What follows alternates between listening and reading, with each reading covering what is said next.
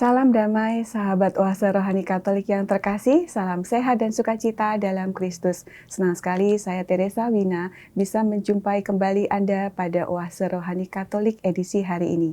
Kita akan ditemani dan dibimbing oleh Romo Fredericus Jelahu Maigahoaku PR, yang akrab disapa dengan Romo Edi. Anda pasti sudah mengenal Romo Edi, penyanyi yang merangkap Romo mungkin, atau Romo yang bisa menyanyi. Ya, selamat datang Romo, terima kasih sudah meluangkan waktu untuk hadir pada hari ini.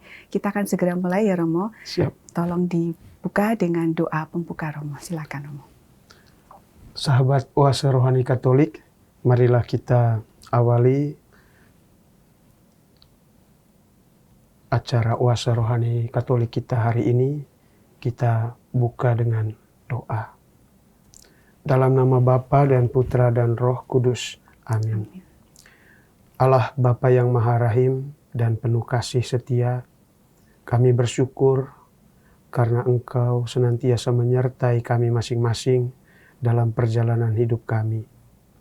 Terutama berkat dan perlindungan-Mu yang boleh kami terima sepanjang malam yang telah lalu, dan juga hari baru yang Engkau anugerahkan kepada kami untuk hidup dan karya kami dan pelayanan kami hari ini. Saat ini kami bersama-sama hendak mendalami firman-Mu untuk menimba berbagai macam inspirasi dari bacaan-bacaan suci yang diperdengarkan kepada kami. Kiranya ini memberi inspirasi bagi kami untuk senantiasa menyadari kehadiran-Mu, bimbingan dan tuntunan-Mu dalam hidup kami masing-masing. Sertailah kami dalam acara ini agar sungguh-sungguh dapat mengungkapkan berbagai pesan kudus dan suci untuk kepentingan begitu banyak orang yang mengikuti acara ini. Nama-Mu kami puji ya Tuhan, hari ini dan selalu sepanjang segala masa. Amin. Dalam nama Bapa, Putra, dan Roh Kudus. Amin. Terima kasih Romo. Kita awali dengan antifon pembuka yang diambil dari Matius bab 11 ayat 29. Terimalah bebanku dan belajarlah daripadaku, sebab aku lembut dan rendah hati, maka hatimu akan tenang. Bacaan pertama diambil dari Kitab Keluaran bab 3 ayat 13-20. Waktu Musa mendengar sabda Tuhan dari tengah semak duri bernyala, berkatalah ia kepada Allah, "Apabila aku menemui orang Israel dan berkata kepada mereka, Allah nenek moyangmu telah mengutus aku kepadamu, dan mereka berkata, siapakah namanya? Apa yang harus kukatakan kepada mereka?" Sabda Tuhan kepada Musa, "Aku adalah Sang Aku." Lalu dilanjutkan, "Katakanlah begini kepada orang Israel, Sang Aku telah mengutus aku kepadamu." Sabda Tuhan pula kepada Musa, "Katakanlah ini kepada orang Israel, Tuhan Allah nenek moyangmu, Allah Abraham, Allah Ishak, dan Allah Yakub telah mengutus aku kepadamu. Itulah namaku untuk selamanya, dan itulah sebutanku turun-temurun. Pergilah, kumpulkanlah para tua-tua Israel, dan katakanlah kepada mereka, Tuhan, Allah nenek moyangmu, Allah Abraham, Allah Ishak, Allah Yakub, telah menampakkan diri kepadaku, serta bersabda, Aku sudah mengindahkan kalian, dan juga apa yang dilakukan di Mesir terhadapmu. Maka aku telah bersabda, aku akan menuntun kalian keluar dari kesengsaraan di Mesir menuju negeri orang Kanaan, orang Het, orang Amori, orang Feris, orang Hewi, dan orang Yebus ke suatu negeri yang berlimpah-limpah susu dan madunya. Setelah mereka mendengar perkataanmu, maka engkau bersama-sama para tua-tua Israel harus menghadap Raja Mesir. Kalian harus berkata kepadanya, Tuhan, Allah orang Ibrani, telah menemui kami. Oleh sebab itu, izinkanlah kiranya kami pergi ke padang gurun 3 hari perjalanan jauhnya untuk mempersembahkan kurban kepada Tuhan Allah kami. Tetapi aku tahu bahwa Raja Mesir tidak akan membiarkan kalian pergi kecuali dipaksa oleh tangan yang kuat. Maka aku akan mengacungkan tanganku dan memukul Mesir dengan segala perbuatan yang ajaib yang akan kulakukan di tengah-tengahnya. Sesudah itu Raja Mesir akan membiarkan kalian pergi. Demikianlah sabda Tuhan. Syukur kepada Allah. Kita tanggapi dengan Mazmur tanggapan dari Mazmur 105. Tuhan selamanya ingat akan perjanjiannya. Tuhan selamanya ingat akan perjanjiannya. Bersyukurlah kepada Tuhan, serukanlah namanya, maklumkanlah perbuatannya di antara bangsa-bangsa. Bernyanyilah bagi Tuhan, bermazmurlah baginya, percakapkanlah segala perbuatannya yang ajaib. Tuhan selamanya ingat akan perjanjiannya. Selama-lamanya ia ingat akan perjanjiannya, akan firman yang diperintahkannya kepada 1000 angkatan, akan perjanjian yang diikatnya dengan Abraham, dan akan sumpahnya kepada Ishak. Tuhan selamanya ingat akan perjanjiannya. Tuhan membuat umatnya sangat subur dan menjadikannya lebih kuat daripada lawan-lawannya. Diubahnya hati mereka untuk membenci umatnya, untuk memperdayakan hamba-hambanya. Tuhan selamanya ingat akan perjanjiannya. Maka Tuhan mengutus Musa hambanya dan Harun yang telah dipilihnya. Mereka mengerjakan tanda-tandanya di tengah para lawan dan mukjizat-mukjizatnya di tanah Ham. Tuhan selamanya ingat akan perjanjiannya. Baiklah sahabat Oase Rohani Katolik yang terkasih, kita siapkan hati untuk mendengarkan Injil suci diawali dengan bait pengantar Injil. Silakan. Sahabat Oase Rohani Katolik, mari kita menyiapkan hati untuk menyambut firman Tuhan. Haleluya, haleluya. Datanglah kepadaku kalian yang letih dan berbeban berat. Aku akan memberikan kelegaan kepadamu. Haleluya. Tuhan bersamamu Dan bersama rohmu. Inilah Injil suci menurut Santo Matius. Dimuliakanlah Tuhan. Sekali peristiwa, bersabdalah Yesus, "Datanglah kepadaku, kalian semua yang letih, lesu, dan berbeban berat. Aku akan memberikan kelegaan kepadamu. Pikulah kuk yang kupasang, dan belajarlah padaku, sebab aku ini lemah lembut dan rendah hati. Maka hatimu akan mendapat ketenangan. Sebab enaklah kuk yang kupasang, dan ringanlah bebanku." Demikianlah sabda Tuhan. Terpujilah Kristus.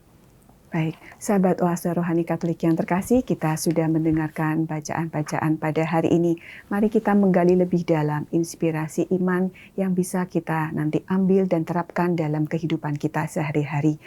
Romo Edi, dari mungkin bacaan pertama atau bacaan Injil, Romo ingin menyampaikan apa nih Romo yang bisa kita ambil? Baik sahabat Oase Rohani Katolik, ketika membaca firman ini, saya sendiri langsung merasakan betapa Tuhan mengasihi kita dan menghendaki supaya kita bisa menjalani hidup ini dengan penuh sukacita. Dan betapa Tuhan rindu supaya kita datang kepadanya, supaya kita dapat menjalani hidup ini dengan ringan. Saudara-saudaraku yang terkasih, firman ini yang kita dengar tadi sangat tepat bila kita kaitkan dengan konteks situasi atau situasi sosial masyarakat yang sekarang sedang terjadi. Entah kita mengalaminya atau tidak, tetapi dalam kehidupan sosial masyarakat sekarang yang ditandai dengan berbagai macam perubahan yang begitu cepat, kompetisi yang begitu keras, sangat dituntut bahwa semua orang harus memiliki power. Semua orang dituntut harus memiliki kekuatan, kompetensi yang dituntut oleh pekerjaan atau pelayanan yang menjadi sumber kehidupan, sumber pendapatan. Dituntut berhasil gitu ya. Dituntut untuk berhasil, untuk sukses, untuk menunjukkan kemampuan. Dan konteks situasi sosial seperti ini memacu setiap orang untuk berkompetisi, untuk berlomba-lomba, untuk memenangkan atau menjadi yang terbaik dan mendapatkan tentu jaminan untuk hidupnya yang juga bagus. Dan dalam situasi seperti ini ada banyak orang yang bisa melakukannya. Tetapi di sisi lain, ketika orang berhasil, tentu ada orang lain yang harus disingkirkan. Dan memang kompetisi ya harus begitu.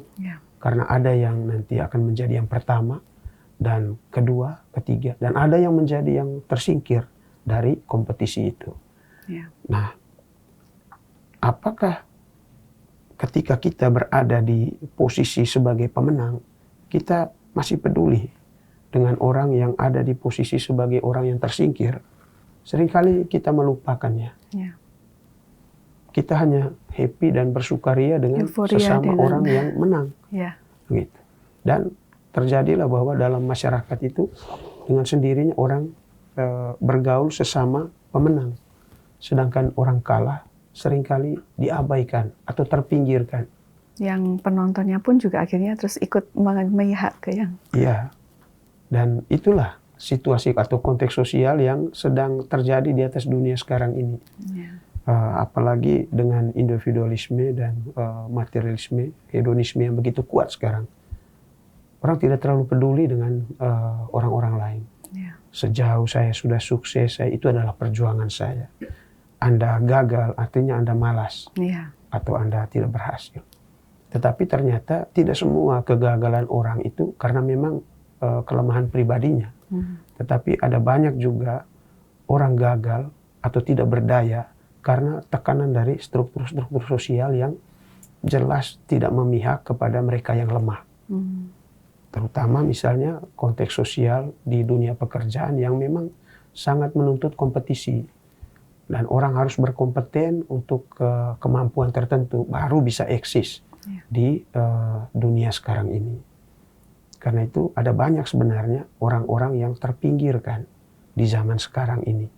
Dan hidup itu terasa begitu berat. Mungkin untuk aspek tertentu kita menjadi pemenang.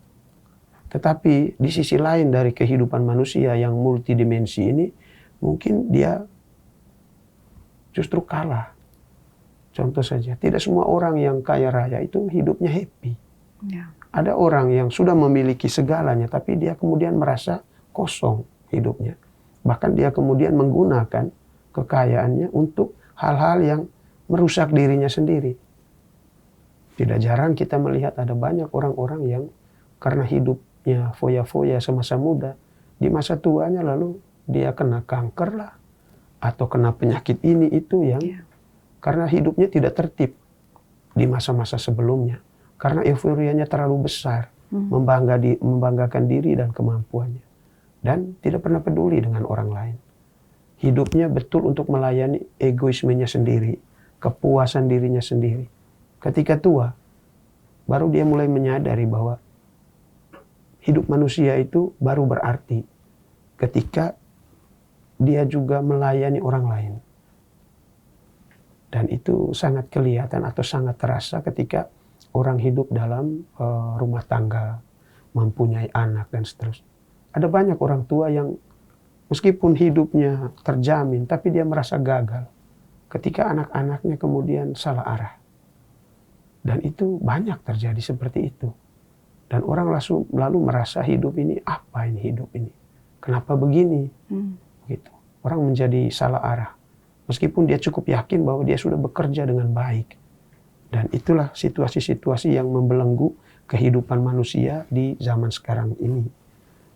Dan itu menjadi konteks sosial yang kalau kita perbandingkan dengan konteks sosial yang ada dalam bacaan pertama, persis juga. Kalau kita lihat atau kita renungkan bacaan pertama dari kitab Keluaran tadi, itu ada satu situasi di mana orang-orang Israel yang dulu adalah pendatang di Mesir.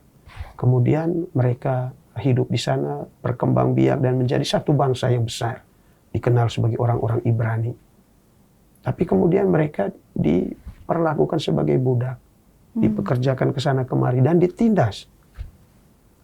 Dan itu untuk membebaskan diri dari situ tidak bisa secara pribadi. Mungkin ada banyak orang Israel yang berpotensi besar, tapi karena statusnya sebagai pendatang, sebagai budak di tanah orang, dia tidak bisa buat apa-apa. Nah, itulah situasi sosial yang kemudian menekan bangsa ini. Mereka terus berdoa menjerit untuk kembali ke tanahnya, tapi mereka tidak diizinkan karena secara politik akan merugikan penguasa Mesir, Firaun pada masa itu. Karena orang-orang Israel ini dikenal cerdas dan pekerja yang bagus untuk membangun peradaban Mesir waktu itu. Dan terjadilah mereka tidak diizinkan pulang. Namun kemudian kita melihat situasi sosial yang membelenggu itu, kemudian karya Tuhan itu bekerja. Meskipun tidak ada satu orang yang tahu, tapi dia tetap bekerja. Kita akui atau tidak akui, Tuhan tetap bekerja. Tuhan melihat ya, Tuhan melihat kesulitan dan penderitaan, Israel. mendengar, dan itu yang dikatakan di sini. Ya, jadi apa yang menjadi jeritan dalam doa-doa kita itu didengar Tuhan. Kemudian dari dalam kesulitan itulah Tuhan berjalan bersama kita. Dia mulai mempengaruhi Musa. Musa itu dikuasai oleh Roh Tuhan sehingga dia punya keberanian.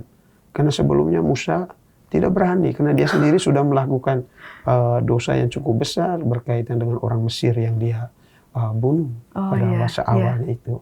Lalu dia melarikan diri. Tapi kemudian Tuhan menampakkan diri kepada dia dalam semak yang terbakar itu dan menyampaikan firman ini bahwa dia diutus ke sana dan Tuhan sendiri memperkenalkan diri kepada dia. Aku adalah aku. Maksudnya Tuhan itu tidak bisa dibandingkan dengan apapun. Dia hanya bisa dibandingkan dengan dirinya sendiri. Maka dia katakan, kalau orang tanya, siapakah Tuhan itu? Dia bukan api, bukan matahari, bukan bulan, bukan ini, bukan. Dia adalah dia sendiri.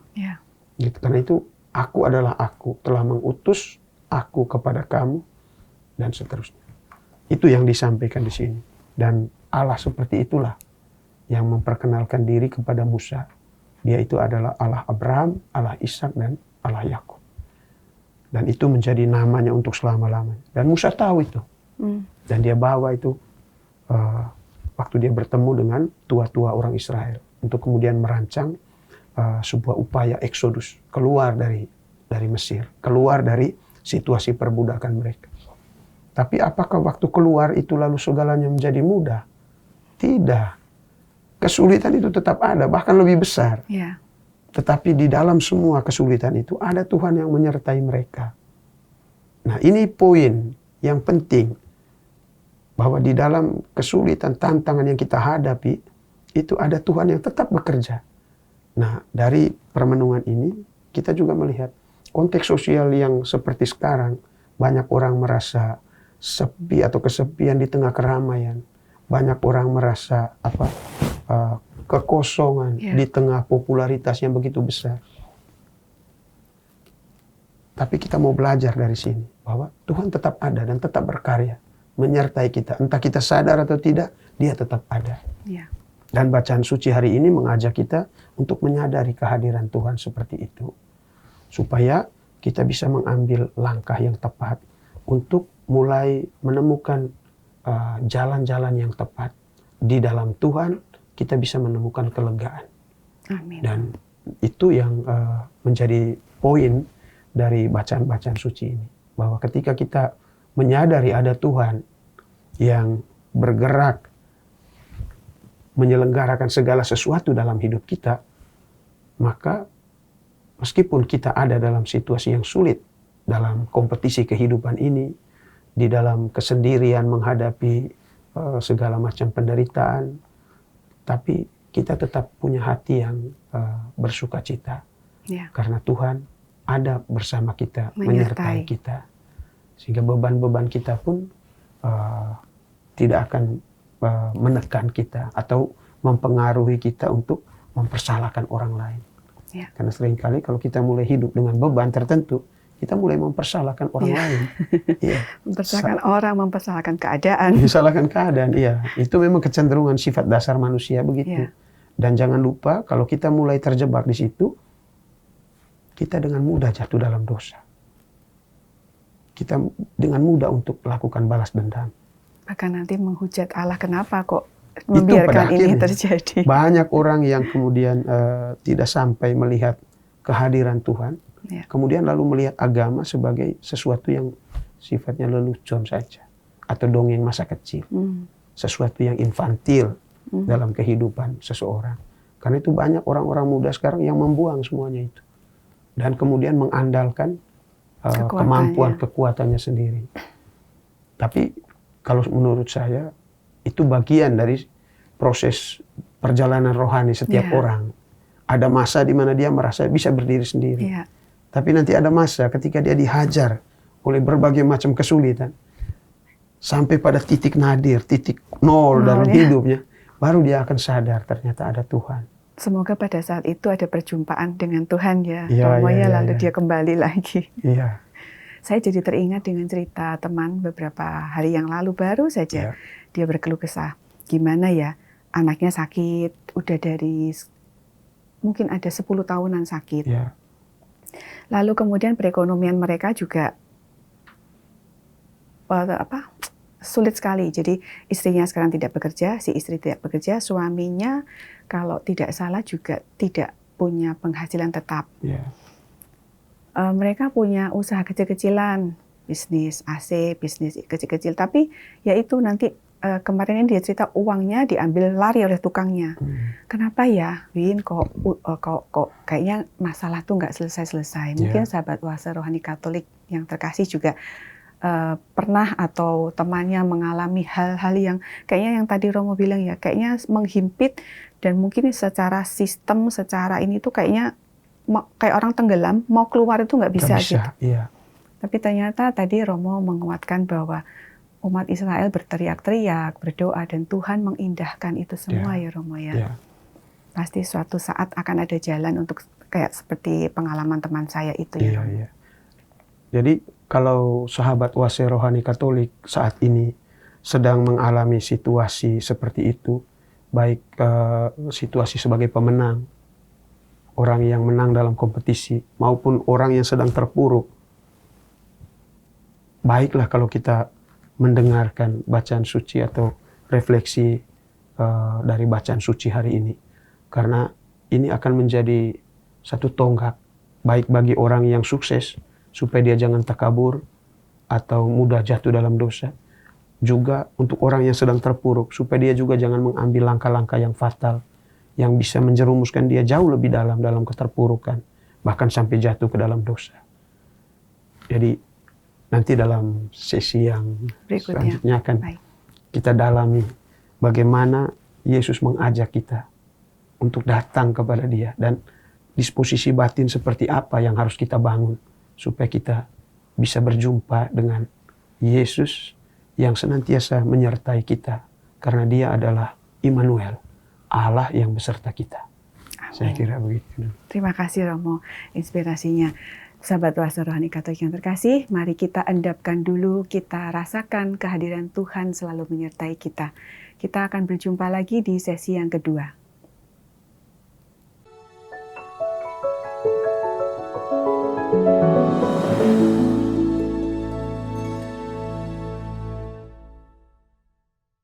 Sahabat Oase Rohani Katolik yang terkasih, terima kasih Anda masih setia mengikuti Oase Rohani Katolik bersama dengan Romo Frederikus Jelahu Maigahuaku PR dan saya Teresa Wina.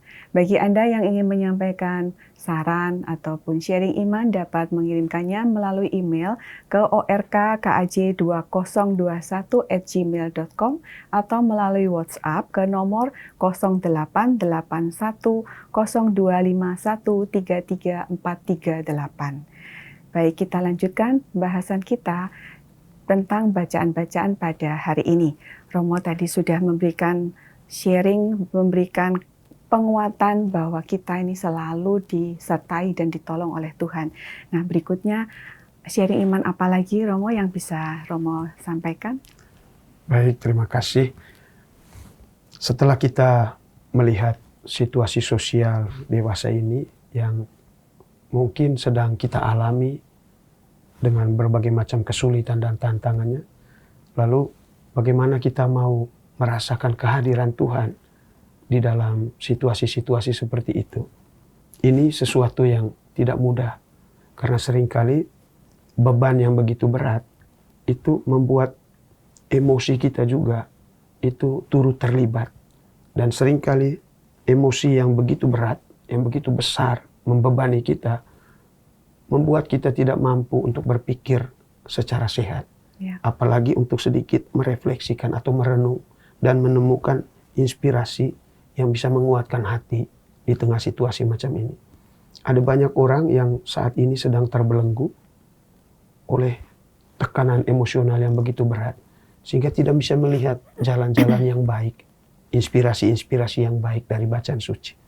Karena itu baiklah pada kesempatan yang berahmat ini, saya kira dalam situasi yang lebih tenang, kita akan bisa membaca firman dan kiranya roh Tuhan sendiri yang menyentuh kita dalam permenungan ini.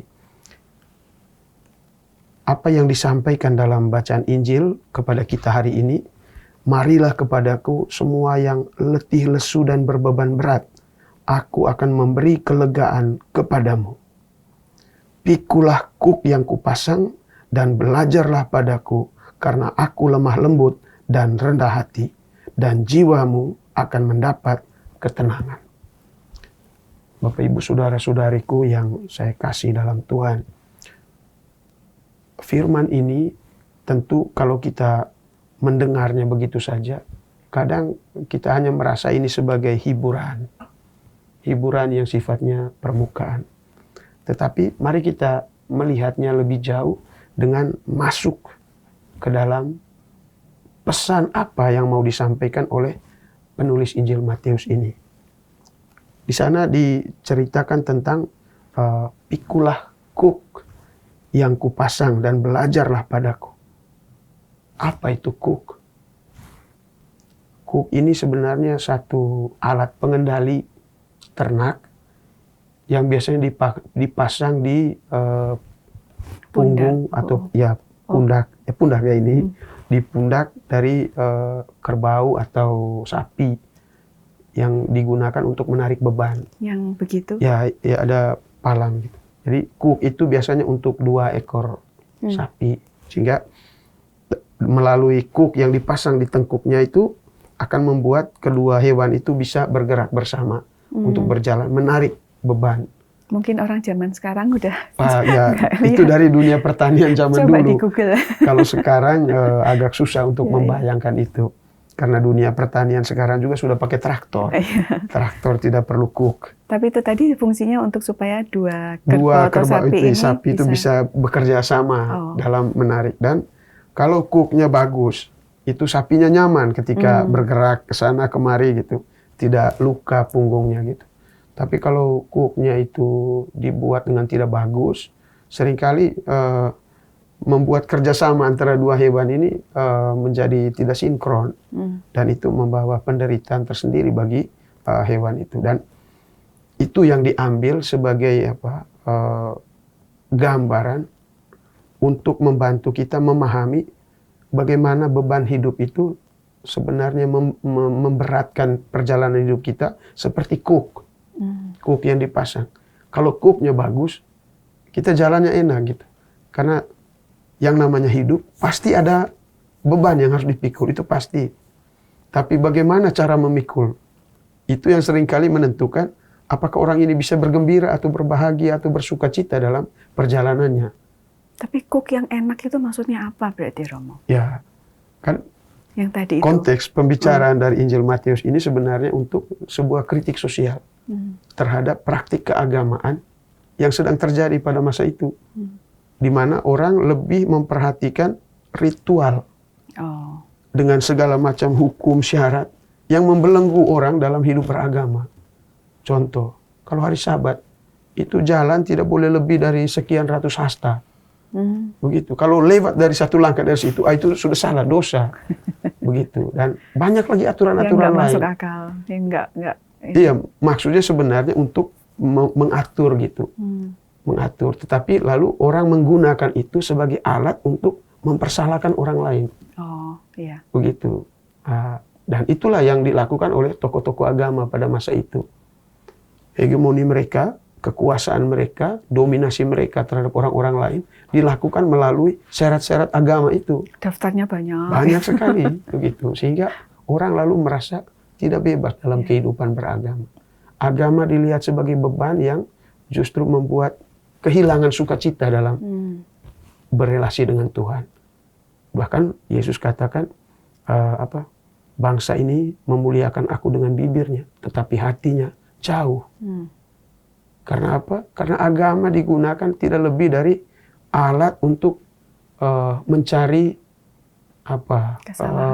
kesalahan atau juga alat kekuasaan, mendominasi orang lain. Begitu. Sehingga orang-orang tokoh agama pada masa itu sangat dihormati. Karena itu mereka suka juga berdoa di pasar supaya dilihat orang. Iya. Begitu. Dan itu yang dikritik oleh Tuhan Yesus, dan itu menjadi cook di mana orang tidak menemukan kebebasan dalam kehidupan beragama. Dan itu yang mau dikritik. Yang Yesus anjurkan, pikulah cook yang kupasang. Nah, di sini titik krusial yang baik kalau kita merenungkan. Apa sih cooknya Tuhan Yesus? Sudah ada cook yang satu, masih minta supaya pikulah cook. Nah, kalau kita membaca atau merenungkan cerita ini, sebenarnya apa yang ditulis oleh Injil Matius ini tidak lepas dari peristiwa sengsara dan wafat Tuhan Yesus Kristus. Sengsara, wafat, dan kebangkitannya. Itu menjadi jalan keselamatan yang ditunjukkan oleh Tuhan sendiri kepada kita. Nah, cara menghadapi situasi atau beban kehidupan seperti yang dilakukan oleh Tuhan Yesus Kristus itu menjadi cook yang diminta Tuhan untuk kita pikul. Teladan. Sehingga di dalam penderitaan kesulitan kita tidak terjebak untuk melakukan dosa. Karena seringkali kalau kita sudah ada dalam situasi sulit, gampang sekali kita digoda untuk melakukan dosa. Iri hati, balas dendam, kebencian, kemarahan, itu semua akan muncul. Lalu bisa mungkin ketika kita ditekan. Kecurangan untuk supaya. Ya, maka situasi itu sebenarnya pintu masuk ke dalam kuasa kegelapan. Gitu. Tetapi kalau kita pikul cook, pikul salib, ikut teladan cara hidup Yesus bagaimana menghadapi kesulitan dalam hidup, maka kita bisa juga mengalami keselamatan seperti yang ditunjukkan oleh Tuhan Yesus Kristus, mengalami kebangkitan. Maka pikulah cook yang kupasang dan belajarlah padaku, Jadi bukan sekadar Tuhan Yesus itu nanti ambil beban kita, keluarkan lalu ini ganti dengan sesuatu, atau Yesus menghapus semua penderitaan kita dengan begitu saja seperti simsalabim dalam dunia jin. Tidak, beban itu tetap ada, tetapi kita tahu cara menghadapinya dengan belajar dari Yesus. Dengan belajar dari Yesus. Nah, jalan yang ditunjukkan Yesus adalah jalan salib. Apa itu jalan salib? Nah, jalan salib yang dijalani Yesus itu kan, dia menerima segala hal buruk yang dilakukan oleh orang terhadap dirinya, tetapi di dalam semuanya itu dia tidak membalas, tidak melakukan dosa. Kuasa dosa melalui penderitaan membuat manusia harus juga melakukan dosa lagi. Itu kuasa dosa. Tetapi Yesus menunjukkan kepada kita, di tengah penderitaan, kita tidak perlu berbuat dosa. Kita bisa mengandalkan Tuhan yang bisa mengalahkan semua penderitaan, melampaui kesulitan-kesulitan yang kita alami. Dan itu Yesus lakukan. Ketika dia dihina dengan begitu luar biasa dalam jalan salib seperti yang kita tahu, kemudian dari atas salib dia masih bisa mengampuni. Dan itu sesuatu yang luar biasa untuk zaman sekarang. Karena orang cenderung balas dendam. Itu memang sifat dasar manusia. Tapi disitulah justru jebakan dosa di situ. Jebakan maut itu di situ. Ketika kita marah, benci, dendam, lalu balas dendam. Kalau nggak bisa balas dendam tuh, tapi ngerundanya di sini. Ya benar kan gitu. Nah, itu memang sifatnya. Tapi Yesus menunjukkan satu jalan yang lain. Kuk yang dia pasang itu membebaskan kita. Supaya kita jangan terjebak dalam dosa. Gara-gara terbelit dalam problema hidup. Begitu. Sehingga kita tidak perlu mempersalahkan orang lain. Tetapi kita lebih diajak untuk berdoa. Berdoa. Mendoakan orang-orang yang menganiaya kamu. Jika pipi kirimu ditampar, beri pipi kanan. Kan macam begitu ungkapan-ungkapannya. Tetapi di dalam semuanya itu, Tuhan mengajak supaya kita jangan terjebak dalam dosa. Karena sekali kita melakukan dosa, kita akan terus melakukan dosa baru lagi. Gitu. Dan itu Tuhan sangat menyadari sifat dasar manusia yang mudah jatuh dalam dosa. Karena itu dia mengajak kita untuk pikulah kuk yang kupasang dan belajarlah padaku. Karena aku lemah lembut dan rendah hati, dan jiwamu akan mendapat ketenangan. Nah, disitulah kita melihat ada kelegaan di dalam Tuhan. Kenapa? Karena kalau kita ingat kata-kata Santo Paulus itu, kita semua yang sudah dibaptis, kita sudah mati bersama Kristus. Mati terhadap dosa bersama Kristus. Dan kita hidup bagi Allah. Di situ kuncinya. Jadi, ketika kita sudah mati bersama Kristus terhadap dosa, maka kita diharapkan tidak lagi mudah jatuh dalam dosa. Tapi kita selalu menyadari kehadiran Tuhan yang akan membimbing kita. Yang paling tahu tentang cara memperlakukan kita atau membimbing kita dalam situasi-situasi terpuruk. Nah, disitulah makna dari pikulah kuk yang kupasang. Kita belajar dari jalan salib Kristus. Karena itu adalah jalan keselamatan. Yesus sendiri di ujung salib, di tengah penderitaan yang paling luar biasa. Ketika nafasnya sudah tinggal satu-satu. Sesudah dia mengampuni semua orang. Dia katakan, sudah selesai. Itu ada di Yohanes. Lalu kemudian dia katakan, Bapa, ke dalam tanganmu kuserahkan rohku. Lalu selesai. Itu kematian seperti apa? Itu kematian orang yang sama sekali tidak disentuh oleh dosa. Dia sama sekali tidak marah. Dia sama sekali tidak membalas gitu. Dan dia kembalikan semuanya kepada Tuhan. Dan di situ kemudian dia diterima dalam sukacita besar di surga. Kemenangan salib, kemenangan atas maut itu persis di situ. Ketika tekanan penderitaan tidak membuat Yesus lalu jatuh dalam dosa, entah balas dendam atau apa. Itu juga bisa dialami oleh kita yang sedang hidup ini ya Romo ya. Tadi kan ada kata-kata maka hatimu akan mendapat ketenangan. Seringkali kan kalau kita sedang susah, itu kayaknya kan tadi yang Romo bilang menyalahkan orang lain. Jadi kayaknya harus ada kambing hitam yang disalahkan supaya ininya lega. Tapi ternyata itu tuh kelegaan yang palsu ya Romo ya.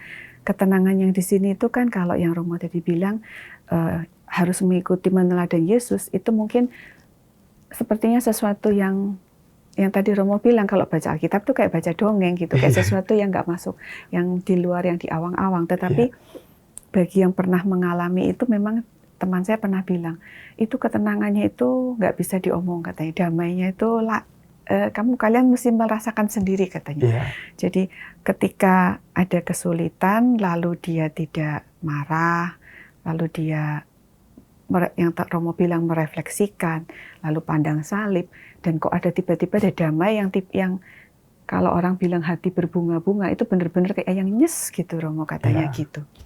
Ya, terima kasih Romo. Ya, Inspirasinya hari ini. dan memang begitu. Itu seringkali yang terjadi, dan saya melihat tidak semua orang bisa dalam waktu singkat sampai pada level itu. Ya, Tapi semua orang butuh jalannya sendiri.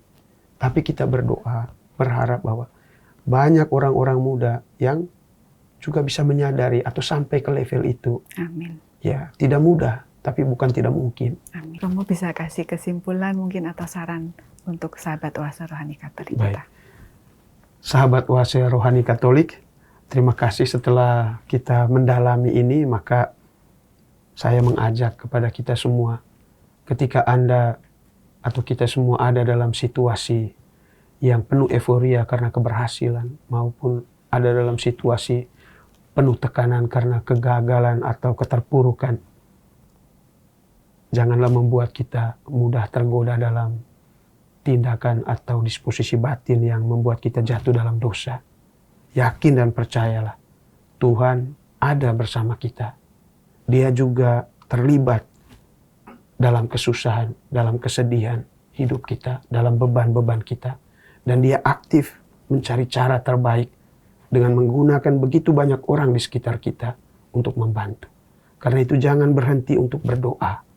Jangan berhenti untuk berbuat baik dalam kehidupan kita. Situasi yang buruk kadang menjadi berkat bagi kita, supaya kita bisa menemukan Tuhan yang sejati dari pengalaman-pengalaman hidup kita. Dengan demikian, kerohanian kita semakin hari semakin didewasakan, dan hidup kita menemukan kelegaan dalam sukacita di dalam Tuhan. Itu. Terima kasih Romo. Sepertinya belum cukup ya kita mendapatkan, menggali lebih dalam lagi. Kayaknya pengen dapat lagi inspirasi, kekuatan-kekuatan baru.